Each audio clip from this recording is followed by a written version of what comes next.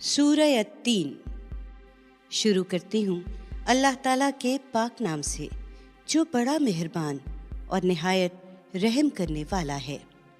تین اور زیتون کے پہاڑ گواہی دیتے ہیں، اور طور سینین اور تمہارا یہ شہر امین کہ انسان کو ہم نے ان مقامات پر پیدا کیا تو اس وقت وہ بہترین ساخت پر تھا، پھر ہم نے اسے پستی میں ڈال دیا جبکہ وہ خود پستیوں میں گرنے والا ہوا۔